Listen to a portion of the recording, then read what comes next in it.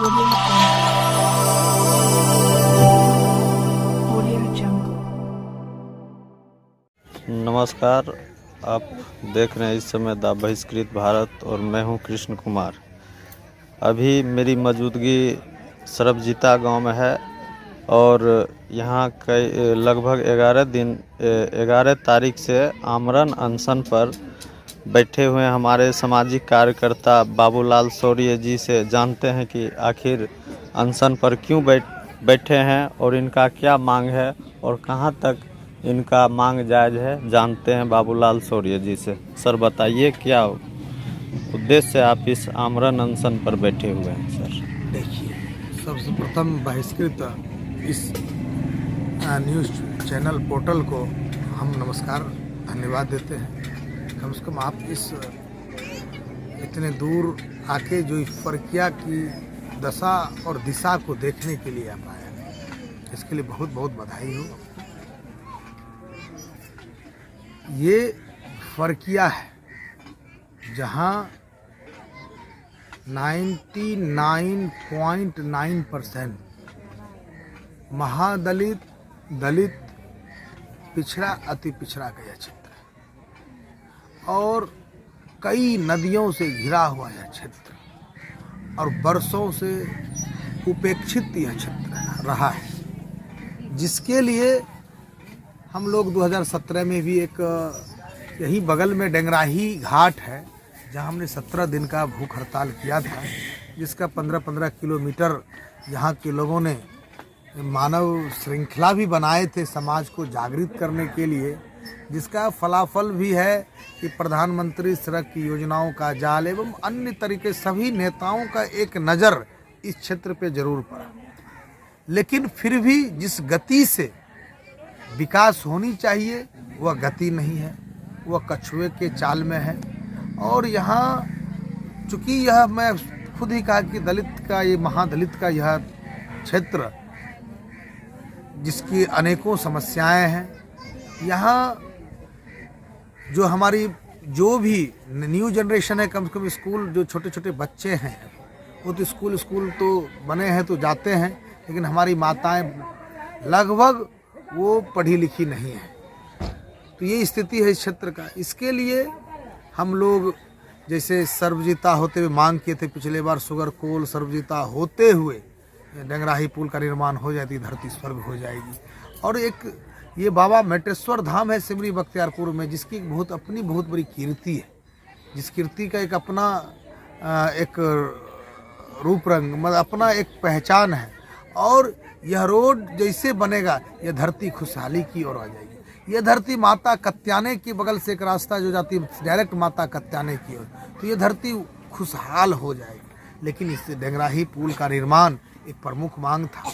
इसके अलावे सोहरबा होते हुए सर्वजीता सोहरबा होते हुए गढ़ घाट एक पुल का है, और वो पुल बन जाता है तो इस क्षेत्र को अपने प्रखंड मुख्यालय से जुड़ जाएंगे। एक आप देखेंगे उत्तर मारर में खनुआ नदी में एक बेलोर का है, 3 पाया का वो पुल है, वो पुल बन जाए तो वह भी आज़ादी की ओर, वह जो बलौर है वो आज़ादी की ओर भाग जाएगा। कहने का तात्पर्य ये है कि एक समस्या तो ये है पुल रोड पैरा। दूसरा समस्या क्या है कि रोड तो बने लेकिन पानी लेवल के नीचे पानी का नाप लेते कि बाढ़ कितना आता है, उस लेवल पे अगर रोड का निर्माण उससे 3 फीट ऊंचा रोड का निर्माण करते और हर 100 मीटर पे भमरा दे देते तो क्या होता, रोड पे प्रेशर नहीं पड़ता।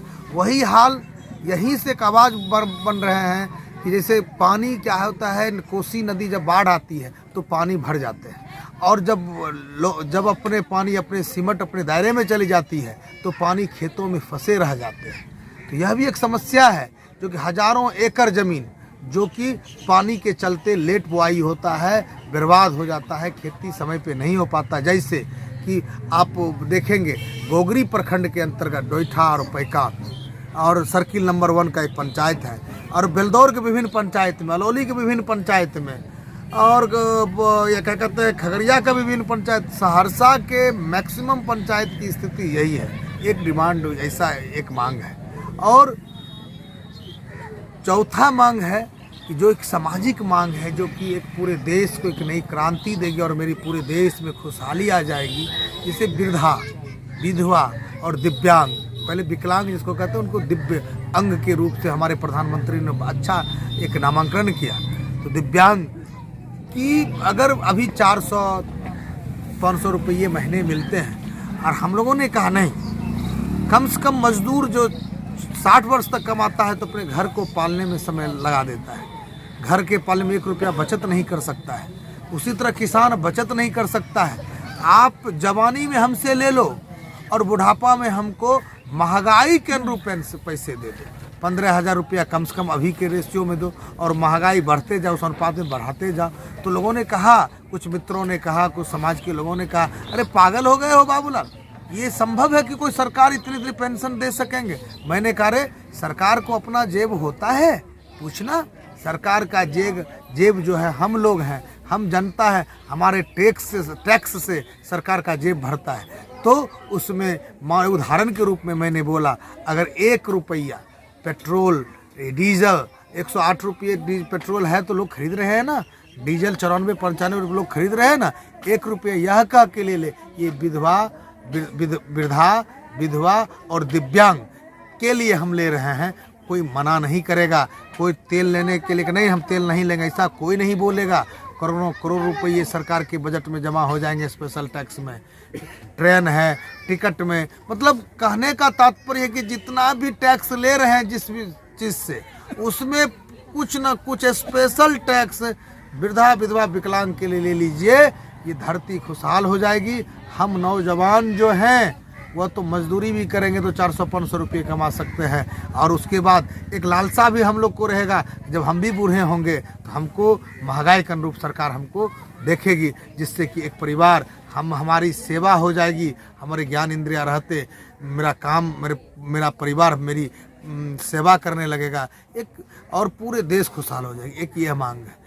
एक मांग जो कि भी पूरी समस्या से जकड़ा हुआ है, जैसे कि गैर मजरवा खास ज़मीन, गैर मजरवा बकास ज़मीन, जिसका रसीद अनेकों टाइप की ज़मीन है, जिसकी रसीद 2016 से सरकार ने काटना बंद कर दिया। चाहे वो किसी जाति के नाम से ज़मीन है, किसी के पास वो ज़मीन है, किसी जाति से वो रिलेटेड नहीं है। ज़मीन जहाँ सदा की आबादी है, सदा के पास ज़मीन है। जहाँ कुर्मी समाज की आबादी है या यादव समाज की आबादी, जिस समाज की आबादी वहीं वो ज़मीन है, और वह ज़मीन की रसीद कटना बंद करे। ये पूरा अमूमन खगड़िया ही नहीं, पूरे बिहार की समस्या है। इसको अविलंब विवादित सरकार ना बनाए, इसको अविलंब इसका रसीद काटना प्रारंभ करे। इसके चलते रहमपुर में लगभग ज़मीन का यही हाल है। इसके चलते अब कभी कभी कोई ज़मीन खरीदता है तो कोई ज़मीन बेचता है, परिस्थिति बस रोगों के इलाज में, बेटी की शादी, मनाने कोई ऐसी समस्याएं जब घर में आती है तो ज़मीन जो है सर्ट होता है, गरीब हुई संपत्ति होती है, उससे लोग व्यवस्था करते हैं। और अब तो ज़मीन टुकड़े टुकड़े में बंट गए। कोई बहुत कम ऐसा ही परिवार होगा जिसको 25-50 बीघा ज़मीन होगा, बहुत कम। आज तो ज़मीन टुकड़े टुकड़े में, खंड खंड में सबों को ज़मीन है। तो एक लड़ाई यह भी है, मतलब कहें तो अनेकों समाज का अनेकों लड़ाई है। और यह सबसे एक हमारा प्रमुख मांग, एक और मांग था जो कि इधर तो रेल तो बन गए, अगर एक रेल खंड आपका अगवानी होते हुए पसराहा डोइठा पर पसराहा कमरी बिरवास होते हुए रेल सा सड़क पुल का निर्माण, और ये क्या कहते हैं बेलदौर होते हुए बिहारीगंज, और सिमरी बख्तियारपुर से बेलदौर तो बिहारीगंज हो गया। ये रेल खंड बन जाए तो वो जो फरकिया का भाग है, चौथम का वह जो भाग है, मधेपुरा आलमनगर का वो जो भाग है, वो एक फर्टाइल लैंड वह भी है। मक्के के रूप में वो एशिया में, यह जिला एशिया में नंबर 1 है। तो वहाँ पे एक बहुत कृषि, वहाँ के आबादी को भी फ़ायदा हो जाएगा, वहाँ किसानों को बहुत फ़ायदा हो जाएगा, और वहाँ और एक कहते हैं कृषि में क्रांति आ जाएगी। और ललित नारायण मिश्र का भी एक सपना था, जैसा लोगों ने बताया, बहुत इम्पोर्टेंस वह भी मांग है। यही सब मांग को लेकर आज 10वां दिन हम लोगों का अनशन है। हमारे साथ हमारे एक मजबूत साथी हैं जो कि सिकंदर सदा जी, जिन्हें कभी इस प्रशासन के झूठे मुकदमे में 16 मर्डर केस के अभियुक्त बना दिए गए थे, फांसी की सज़ा हो गई थी लोअर कोर्ट में। लेकिन जनता, ईश्वर और संविधान पे इनको विश्वास था, तो संविधान और न्यायालय ने इन्हें हाईकोर्ट में बाइज्जत बरी किया। वह भी समाज की सेवा में तत्परता से लगे हुए हैं। हमारे साथ हमारी एक माता जी हैं, वो 2 माता जी हैं, देख लीजिए वह भी अनशन पर हैं। और मेरा तो एक दुर्भाग्य है, मैं बहुत पीड़ित हूँ कल से, कि हमारी एक माता जी कहती थी बार बार हम भी अनशन पे बैठेंगे, नहीं बैठने दिया। तो 2 माता जी क्या हुई, अनशन स्थल से गई, क्योंकि वो 7-8 दिन से वो भी खाना ही नहीं खाती थी, एक टाइम खाती थी थोड़ा बहुत, और वो कोलैप्स कर गई, वो अपने प्राण को त्याग दी, वो शहीद हो गई 2 माता। यहीं पे उमा देवी और सुदामा देवी जो स्वर्गीय कल के दिन, एक परसों शाम को, एक कल सुबह, जो कि यहाँ वो बराबर कहते थे कि हम अनशन पे बैठेंगे, हमने बैठने नहीं दिया था, और आज शहादत हो गई उनकी। हम तो चाहेंगे सरकार की आंखें खुलें, यह पिछड़ा अति पिछड़ा का, दलित महादलित का यह क्षेत्र कम से कम आंख खोलें और इस क्षेत्र के विकास के लिए मील का पत्थर साबित हों, और डेंगराही पुल का निर्माण अवश्य कराएं। सबसे पहला काम डेंगराही पुल का निर्माण हो जाए तो एक नई क्रांति फरकिया में एक जान आ जाएगा। गढ़ घाट और बेलोर, ये 3-4 गो छोटे छोटे पुल है, हो जाएगा, ये धरती उद्धार हो जाएगी। बहुत बहुत धन्यवाद बातचीत करने के लिए। नमस्कार, मेरा नाम सिकंदर सदाजी है और आज अनशन का 10वां दिन प्रारंभ है। 10 दिन के दरमियान में सरकार के नियम तंत्र के अनुसार डॉक्टर पर डे आ रहे हैं, और अनशन पर इस जगह रात्रि में अभी हम सभी को कहे कि माता जी आप लोग चले जाएं, थोड़ा सा कुछ खा लीजिए। फिर भी किसी माता को खाई नहीं जा रही है। वो रोटी खाती है या नहीं खाती, वो उसको हम देखने के लिए नहीं जाते हैं। लेकिन इस दरमियान में हम लोगों को व्यथा उनको से सहा नहीं गया। 2 माताएं ने शहादत दे दी है। शहादत देने के बाद मैं बिहार सरकार से